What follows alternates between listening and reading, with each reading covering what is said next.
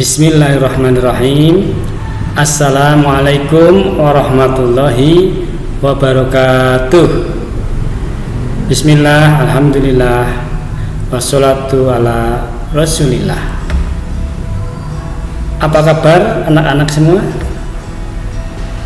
Pak Pai berdoa semoga anak-anak di rumah selalu diberi kesehatan dan kebahagiaan.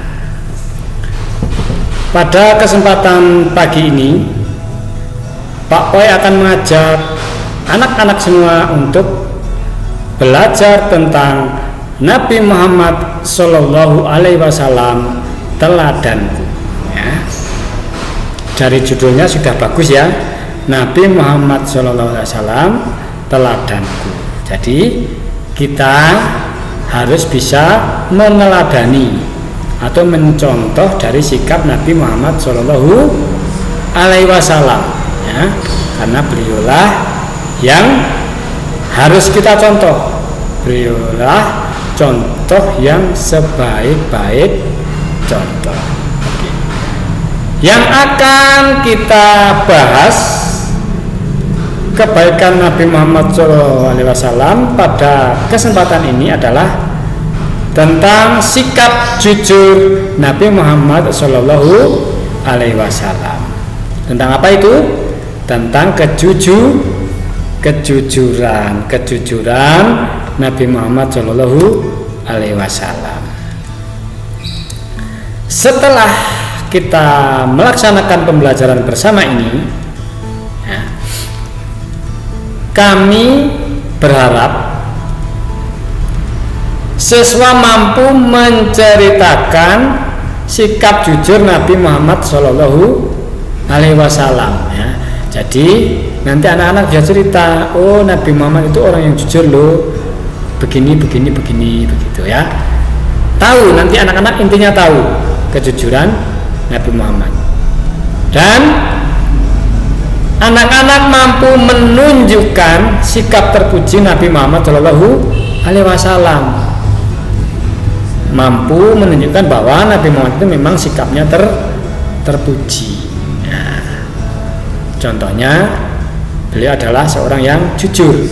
Kemudian setelah belajar bersama dan mampu menunjukkan, maka anak-anak harus bersikap jujur dalam kehidupan sehari-hari sebagai hasil atau implementasi dari keteladanan Nabi Muhammad SAW. Sebagai hasil belajar kalian, setelah belajar bisa meneladani atau mencontoh.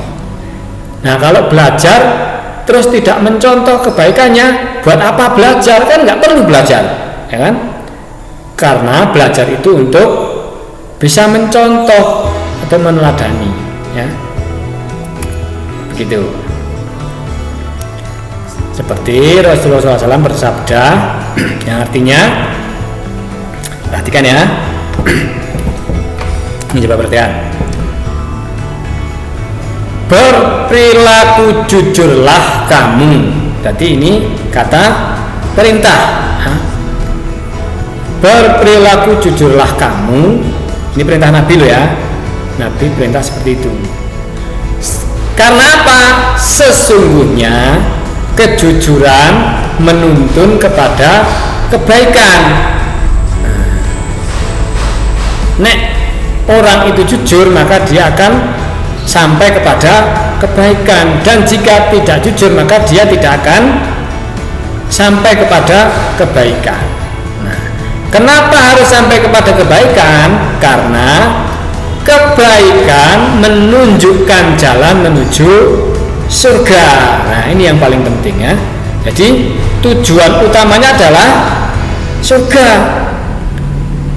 Nah, kalau kita tujuannya surga, maka kita tidak dapat sampai ke surga kecuali hanya dengan kebaikan. Dan kita tidak bisa sampai pada kebaikan kecuali kita berbuat jujur dulu, ya. Jadi urut-urutannya itu jujur dulu, baru mendapatkan kebaikan. Setelah mendapatkan kebaikan baru mendapatkan surga itu harus urut. Nggak bisa tanpa jujur dapat surga, nggak bisa. Tanpa kebaikan dapat surga nggak bisa, lebih nggak bisa lagi. Ya, jadi urut-urutannya kita harus jujur. Setelah jujur kita akan mendapatkan kebaikan, dan setelah mendapatkan kebaikan baru kita bisa menuju atau sampai ke pada surga. Ya. Selanjutnya, setiap manusia yang selalu berkata jujur dan memilih kejujuran hingga ia ditulis di sisi Allah Subhanahu wa Ta'ala sebagai orang yang jujur. Jadi jika ada orang itu jujur terus, tidak pernah bohong, tidak pernah melakukan kesalahan, ya, karena jujur itu selain perkataan juga perbuatannya juga harus jujur, harus benar, nggak boleh salah-salah, nggak boleh, ya. Berbuat kesalahan yang disengaja itu tidak boleh. Kalau yang nggak sengaja bisa minta maaf, tapi kalau yang disengaja tidak boleh, ya. Hingga setiap kali kita berbuat dan berkata jujur, maka kita akan ditulis di sisi Allah sebagai orang yang jujur. Nah, oke, misalkan ada yang namanya Ina, ya. Ina, kalau Ina itu selalu berbuat jujur, ya, maka di sisi Allah dia akan ditulis Ina, orang yang jujur. Begitu, ya. Jadi nanti akan ada tulisannya di sisi Allah, ya. Di sisi Allah dan ada tulisannya. Kalau orang itu selalu berbuat jujur, maka akan ditulis namanya dan di belakangnya yang jujur. Seperti itu, ya. Wah, itu akan tercatat hingga hari kiamat nanti, bahkan hari kebangkitan nanti. Kalau yang jujur akan mendapatkan atau sampai ke surga, ya. Ini terusannya, hadis terusannya yaitu jauhilah, ya, jauhilah kamu dari sifat bohong. Jadi kita harus menjauh dari sifat yang bohong. Kita tidak boleh bohong atau ngabusi, ya. Kenapa? Sesungguhnya kebohongan itu membawa ke neraka. Jadi kebalikannya tadi, kalau kejujuran membawa ke kebaikan dan ke surga, maka kebohongan akan membawa ke neraka. Nah, sekarang kalian nggak milih mau masuk surga atau mau masuk ke neraka. Kalau mau masuk surga, jadilah orang yang jujur. Tapi kalau mau masuk ke neraka, maka jadilah Anda cukup menjadi seorang yang pembohong, ya. Karena dengan menjadi pembohong itu akan membuat kalian masuk neraka. Apakah boleh? Boleh kalau memang mau dan tidak takut masuk api yang besar, ya.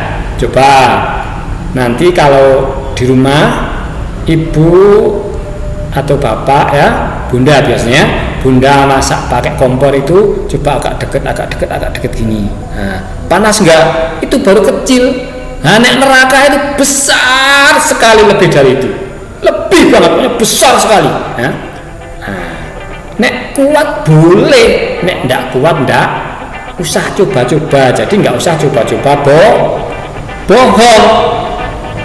Kenapa? Setiap manusia yang selalu berbohong dan memilih kebohongan hingga tertulis di sisi Allah Subhanahu wa Ta'ala sebagai pendusta. Pendusta itu si tukang bohong. Nah, ayo sekarang mau pilih mana, ya? Kalau orang yang selalu bohong nanti akan ditulis di sisi Allah, dicatat. Misalkan ada yang namanya siapa, ya? Kenan misalkan, ya, tapi ini misalkan loh ya. Kenan, kalau Kenan itu suka berbohong, ya, maka di sisi Allah akan tulis Kenan si pembohong, begitu, ya. Nah, Tapi nek Kenan anak kelas 2 enggak suka bohong ya. Kalau Mas Kenan yang SD Muda 2 anak kelas 2 tidak pernah bohong. Ini contoh saja ya. Jadi nanti namanya akan ditulis dan di belakangnya ada si tukang bohong, kan gitu ya. Bisa dimengerti? Bisa. Jadi kalian boleh milih mau ditulis sebagai si tukang pembohong atau mau ditulis sebagai yang jujur ya. Oke. Nah, ini ya. Nabi Muhammad itu jujur apa bohong sih? Kan gitu ya. Kan ada pertanyaan begitu. Nah, di sini dijawab sejak kecil Nabi Muhammad Shallallahu Alaihi Wasallam memiliki sifat yang jujur dalam setiap perkataan dan perbuatan. Perkataannya jujur, nek bicara jujur, perbuatannya juga jujur, ora aneh-aneh ya, tidak dendeng, tidak aneh-aneh, selalu manut ya.